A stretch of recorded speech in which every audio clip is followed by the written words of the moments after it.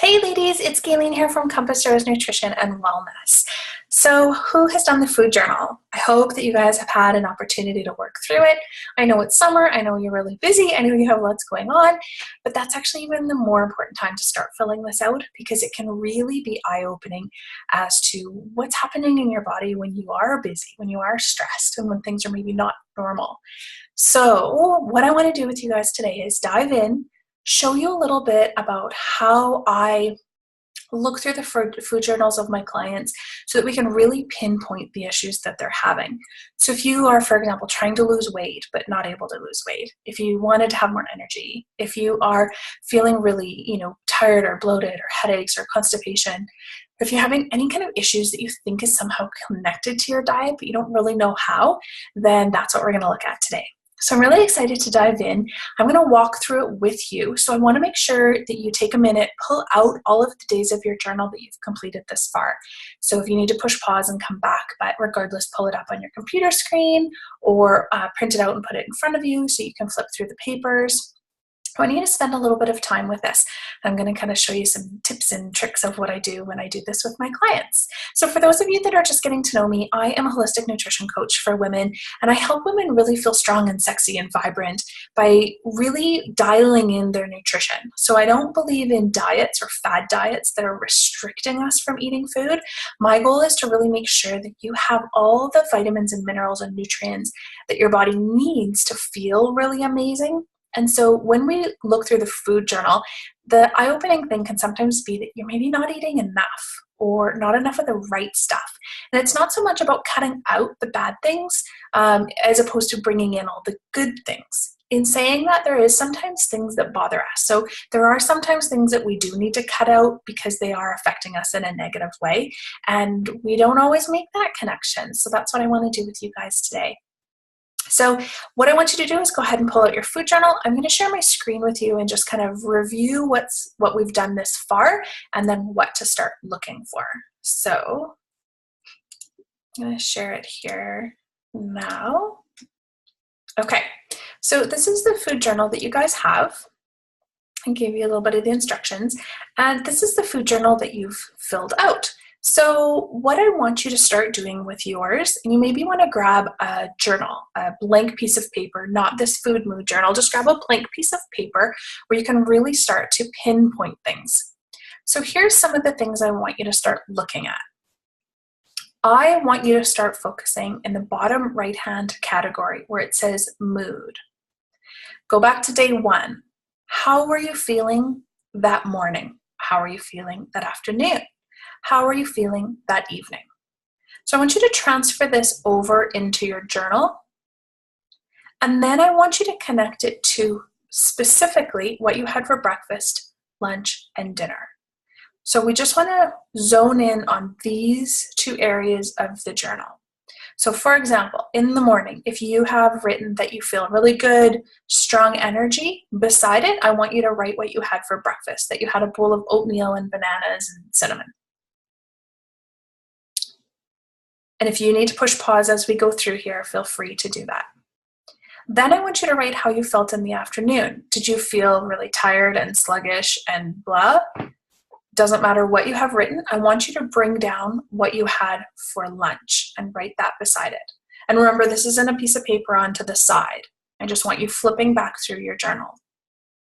Same thing for evening. I want you to write down how you had felt that first day in the evening. And I want you to write down what you had for dinner that day. Okay, so that takes us back usually a couple hours, right? You're looking at what you had for breakfast, how you felt that morning, what you had for lunch, how you felt that afternoon, what you had for dinner, how you felt that evening. This gives us a starting point. This is not a complete explanation because it does go back further than this, but it gives us a starting point. Now flip on to day 2. Do the same thing. How did you feel that morning and what did you have for breakfast? How did you feel that afternoon? What did you have for lunch? How did you feel that evening? What did you have for dinner? So this is why it's so important to have multiple days of this.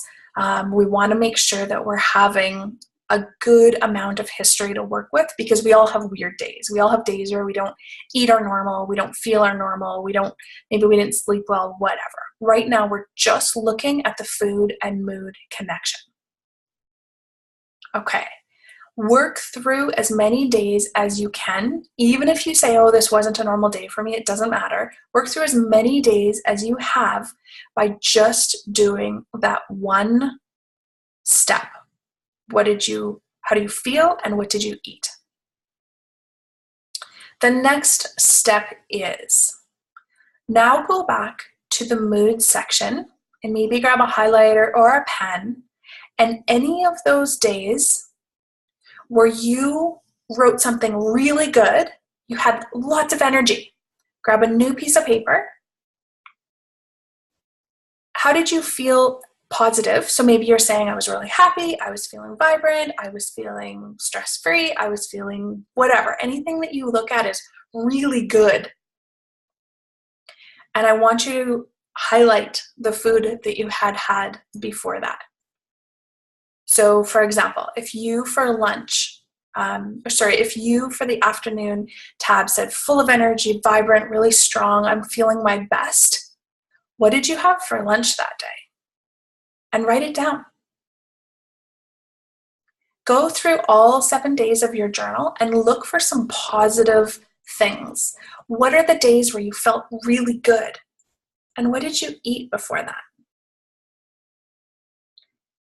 Spend a couple minutes doing that, because I want you to feel really proud just that you did fill out this journal, because that is a huge task. I know it's not easy. I know it takes time, and I know it's hard, and I know it can be really frustrating. So that is your next step. Flip through and look for all the good things. Okay, the next step, new piece of paper. What are the not good things?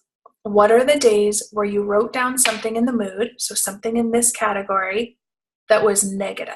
Were you feeling pain, bloated, sleepy, frustrated, stressed? What did you have to eat before that? So for example, in the afternoon, you're feeling really snappy with your kids, you were too tired to go running, you got really stressed out. What did you have for lunch that day? Write it down. Maybe there was one morning you woke up exhausted. Why? What did you have for dinner the night before? What did you have for breakfast that morning? Okay. That alone, just those couple steps, is going to give you guys a couple eye-opening moments, right? You're just starting to connect the dots. Again, this is not the full picture. There's so much more to work with here. But now you have a couple days in your mind that are like, oh, this is a really good day. I felt good that day. Let's look why. So now let's look back at the full journal from the morning before, the day before. Think, I actually had 6 glasses of water that day. So in the days I feel good, I actually had 6 or 8 or 9 or 10 glasses of water. I had 8 or 9 or 10 hours of sleep. I know you guys are all moms. None of you are getting 9 or 10 hours of sleep. So what are the mornings that you are feeling good? How much did you sleep? How much water did you drink? What did you have for dinner the night before?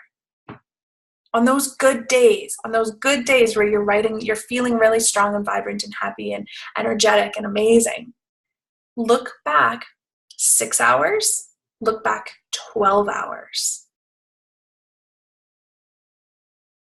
Okay. On the days that you were feeling bad, look back 6 hours. Look back 12 hours. There's so many connections that we sometimes forget to talk about, because when you're just busy with your day and you have habits and you have routine and you have all those things that you normally do, you just go on with it, right? Like you get up, you go to work, you go to grab your breakfast, you deal with your kids, you have meetings, like you do all the things that you need to do, but you're not really paying attention to all of these things. So let's just recap a little bit more when you're trying to make these connections for yourself. What you have for breakfast can affect how you feel that morning and how you feel that afternoon, because your breakfast is your fuel for the day. So if you felt really bloated after, you want to say, oh, you know what? I ate really fast that morning. I wolfed it down. Or maybe, you know what? I felt really sick to my tummy and I had to run to the bathroom.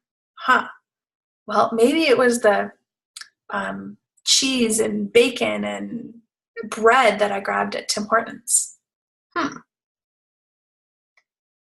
Maybe for lunch, you had something really light. Maybe you just had a salad, and by afternoon you were starving. Okay, well, maybe just a salad isn't enough to, keep me going. If you start looking at snacks and times and how fast did you eat and what did you eat, and was it like a needy kind of thing, or were you doing it just because you know that's the right thing to do? When you look at category like stress, connect it. On days where you're saying 4 and 5, your busy life and freaking out, how did that affect how you feel? How did that affect what you eat? How did it affect your trips to the bathroom? How did it affect your sleep? How did it affect your exercise? On the days where you select 1 and 2, I'm relaxed, I'm pretty calm, I'm feeling really good. How did that affect how you sleep? How did that affect how you exercise? How did that affect your mood? And how did that affect how much time you had to actually cook a healthy meal? Water. Look at the water connection on the days where how much water did you drink and your bowel movements. Sleep.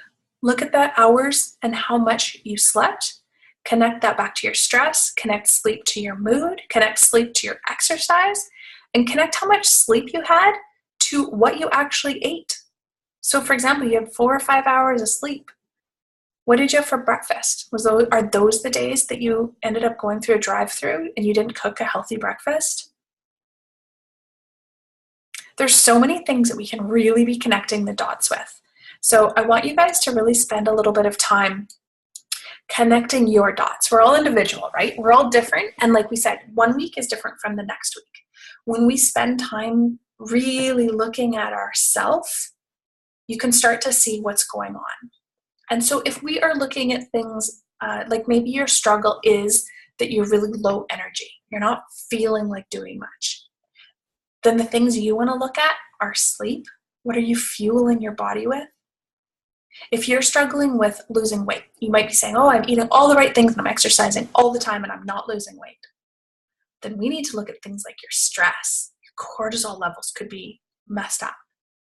We need to look at the big picture, regardless if it's low energy, if it's weight loss, if it's stress. Can you see how all of this is actually, there's a big picture to it. There really is. All these things are connected. I call it the 4 pillars of health.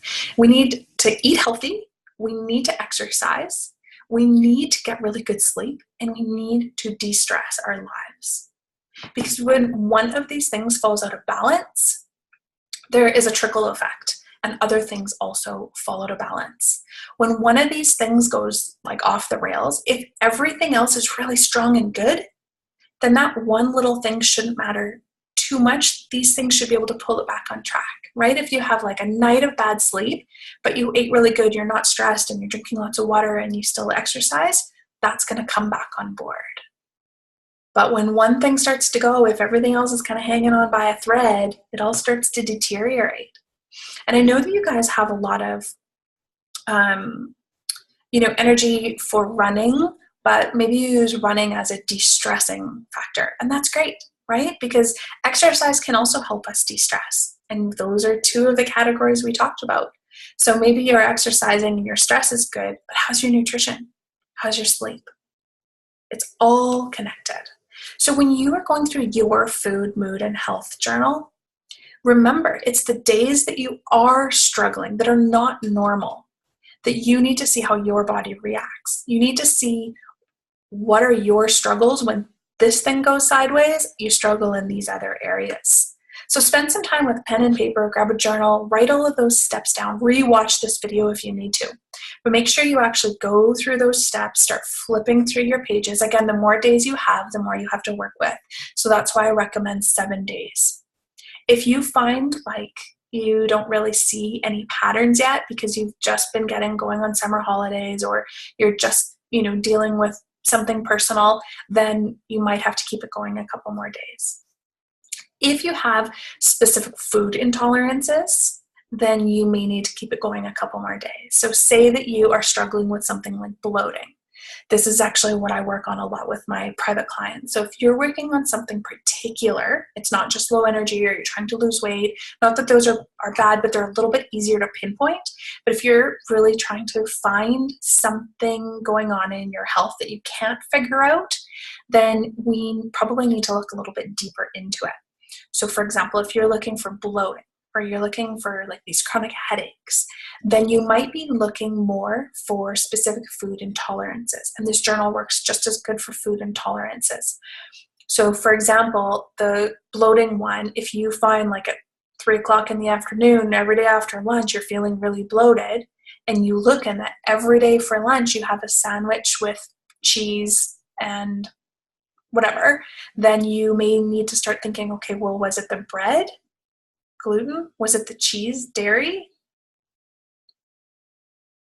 Because when you start looking at those type of things, it's going to be even more eye-opening, but you don't know if it's bread or dairy. So you're going to need to do a little bit more investigation, and you might need to do a little bit more research to, okay, let's remove bread for a couple days and keep the journal going. Are you still having that bloating? Add it back in, take out the dairy, remove the dairy. Are you still having that bloating? And elimination diets can go on for a couple weeks at a time. So I'm not saying you're going to fix this in a couple of days, but it's going to be eye-opening, because if I have, for example, dairy, I get really sick to my stomach in like less than 1 hour after I eat. And I stay sick for about 12 hours. But I never used to really understand the connection, because when I was having dairy, it was usually mixed, right? So you have a bowl of cereal, so you might be getting like gluten or grains and milk together. So at that point, you don't know exactly which one is causing the problem. But yet if I have an ice cream cone, I'm toast. I'm really sick. So I know for a fact which is causing my problems and when. And that is the important part, because once you know, then go back to that first video where Carrie and I spoke about, now it becomes a choice, right? Now it's a choice. Now you know what foods are bothering you. Do you choose to have the side effects that you know that that food causes you? Maybe you do. Maybe it's a barbecue and everyone's having burgers and you know that bread makes you feel really blah, but you're going to have one anyways and you'll just deal with it and you won't have bread again for a little while. Then it's choice. Then it becomes, okay, well, I probably know I'm going to feel crappy. And then we have options. I use digestive enzymes with my clients. You can use essential oils. There's so many different things you can do once you actually know what your problems are. So if you are low energy because you're not getting enough sleep, then we need to get you more better sleep. You need help with sleep? Absolutely. Carrie and I can help you with that. We can give you all kinds of things. There's essential oils for almost anything that you want. But if you know what is causing your problem, then that's where you need to start fixing it. Not everybody needs to go and work on their sleep, because that's not everybody's problem. Not everybody needs to remove bread, because that's not everybody's problem. Not everybody needs to drink more water, because a lot of you are, and that's not what's causing your problem. So it's really, really individual and personal in the Food Moon Health Journal. Everybody's going to have a completely different experience with it, and it's going to be eye-opening in different ways for different people. And so I want you guys to really spend some time thinking about this. If this is something that's a goal of yours, if you are struggling to lose weight, if you're struggling with your energy, if you're struggling with a health condition that's really kind of nagging and bothering you, and you're struggling to feel better, then really put some time and effort into this, because this is life-changing. It honestly can really make a huge difference. And I want you to feel strong and sexy and healthy and vibrant. You don't want to feel tired and bloated and sluggish and blah, right? Like, you want to go through life feeling amazing. So really put some time and effort into this. And if you do, I think you're going to be rewarded. So I hope that you guys found this helpful. I know that this is a lot of information, and if this is new to you, then just, take it little bits at a time. But if you have any questions and you need any help, then Carrie's here to support you guys. I'm here to support you guys. I actually am offering a special kind of bonus that I'm only doing for you ladies because you have been working really hard in these journals. And so I don't normally offer short one-on-one sessions with me, but if you want to really dive into this and get some help navigating your food journal and working through a personalized plan with me, then I have a special offer for you guys, and I'll post the link for you so that you know what to do and how to take advantage of it, because I really want to be there for you. And if you're struggling, there's nothing worse than feeling alone, and you don't need to be struggling. You don't need to. There is so much we can do for your health, and so there's so much that we can really dive into to make things better. And that's what I do. That's what I do for women. I'm a holistic nutrition coach.